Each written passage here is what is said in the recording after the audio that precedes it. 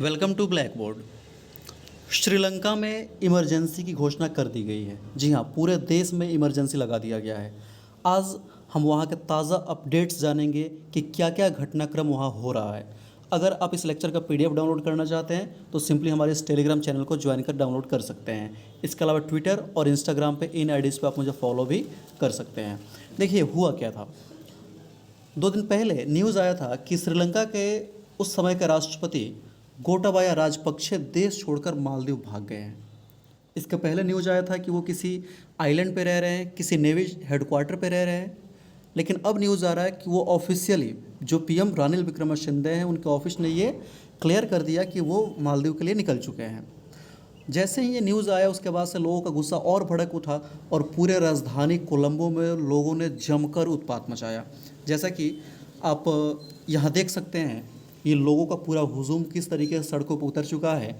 और स्थिति को आउट ऑफ कंट्रोल देखते हुए वहाँ के प्रधानमंत्री रानिल विक्रमसिंघे ने पूरे देश में इमरजेंसी लगाने की घोषणा कर दी थी।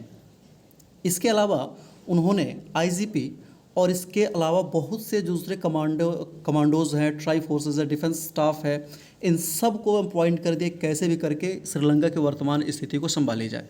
ये सब देखते हुए जो वहाँ के प्रदर्शनकारी हैं, उन्होंने कहा है कि हम चाहते हैं कि भारत के प्रधानमंत्री नरेंद्र मोदी इस मामले में दखल दें और यहाँ की स्थिति को सुधारने में मदद करें। हालांकि ये देखने वाली बात है कि भारत पूरी प्रशासन उसमें कितना इंटरेस्ट लेती है।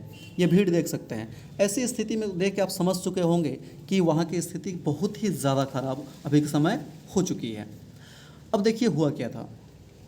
पहले कुछ समय पहले ये न्यूज़ आया था कि ये गए हैं मालदीव में और वहीं मालदीव में शरण लेंगे।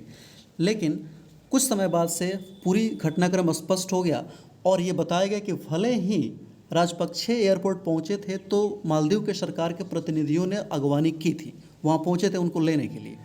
लेकिन मालदीव ने इस बात से इनकार कर दिया कि उन्होंने इनको किसी प्रकार की शरण दी है। उन्होंने कहा है कि राजपक्षे यहाँ बस कुछ समय के लिए हैं और यहाँ से किसी दूसरे देश के लिए लौट जाएंगे। इसके साथ एक और खबर आई कि जो उनके भाई हैं बाशिल, वो भी श्रीलंका छोड़ के जा चुके हैं, क्योंकि श्रीलंका की बदहाली जब शुरू हुई थी तो वहाँ के वित्त मंत्रालय के प्रमुख थे बाशिल। तो ये वहाँ से श्रीलंका छोड़ के ऐसा माना जा रहा है कि अमेरिका की तरफ ये चले गए हैं।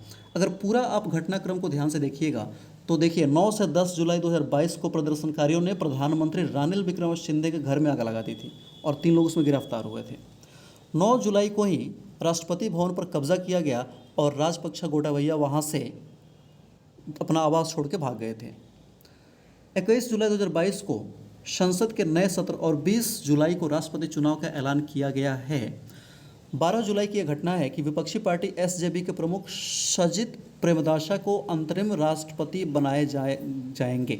लेकिन देखिएगा, इस फैक्ट में ना थोड़ी सी करेक्टनेस की ज़रूरत है कि अभी वर्तमान में जो वहाँ के प्रधानमंत्री रानिल विक्रमसिंघे हैं, उन्हीं को ही कार्यवाहक राष्ट्रपति के तौर पे चुन लिया गया है। और ऐसी खबर अभी भी आ रही है कि जो राजपक्षे हैं, जो भाग के मालदीव गए हुए थे, वो सऊदी के एक प्लेन से सिंगापुर की तरफ रवाना हो रहे हैं और ऐसा माना जा रहा है कि सिंगापुर जाने के बाद से वहीं पे वो अपना रेजिग्नेशन देने वाले हैं। जैसे स्थिति अपडेट होती है मैं आप तक वीडियोज़ लेकर जरूर आऊँगा। Thank you for watching. Thank you very much.